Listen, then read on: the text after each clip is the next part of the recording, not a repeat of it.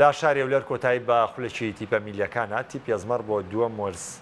بە دوای یەک بووە پاڵەوان خولەکە بەشداری 32 تیپ ئەنجام درا بە شێوازی دو یاریدۆڕان دەرچوون لە خولەکە بەڕێوە چوو ماوەی 55 ڕۆژی خاند لە یاری کۆتایی هەردوو تیپی ئەزمەر و تیپی شەید موراد بێگەیشتر لە نیوەی یەکەم و سەرەتاکان یارەکە تیپی ئەزمەر باگۆڕێکی یاریزانی لاوی ێرشبەر نیعمەت عارف فێشکەوت پارێزگاریشیان لە گۆڵەکەیان کرد لە نێو دوێمی ژەرچەندە تیپی شەید موراد هەوڵی گۆڵ یەکسانی دەدا تیپی ئەزمەریش بە دوای گۆڵی دوم یەکلاکردنەوەی یارەکە کرا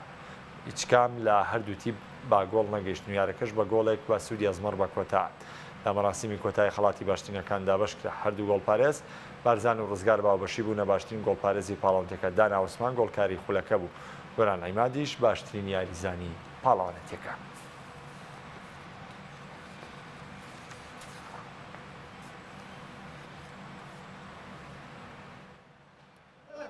سەرەتای خولەکە ئامادەکارەشی تەواومان بۆ ئەو خولە کردبوو عینێ پارسال عینێ لەم یاریگە ئەو وەختانە بوو دیسا ئێمە پلەکەمە بەدەزینا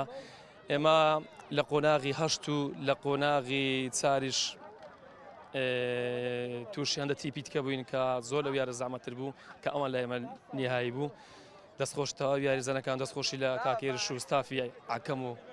جەماوەر و پشتیوان و عاشقەری خۆمان دەکەین. الحەمدولله خودای گەورە بە زیادبی یاری کۆتایی هەموو لایەک یعنی بە سەلامەتی هاتینە دەرێ ئەوە زۆر مهم بوو یاری کۆتایی یاریەک دەبیباتەوە الحەمدولله لە دووەمی خولی شەید ئازاد سابر ئەلکەوە شەید ئەسکەندەر مەدەک لۆ جاری دووەم ئەمە گەشتنی یاری کۆتایی پێنج یاری ماکرد تا یاری کۆتایی 6 یاری بوو لە یاری کۆتایی لەگە تیپی ئەزمەر بە گۆلێکی بێ بەرامبەر دۆڕین ئەوانش تیپەکی باشن تیپەکی منەزەمن تیپەکەن لە ئاستی هەولێرە تەقریبەن یەکەمی هەموو هەولێرێنە پیرۆز بایان لێ دەکەم پیرۆزە لە هەمووشیان پیرۆزە لە چەتۆش.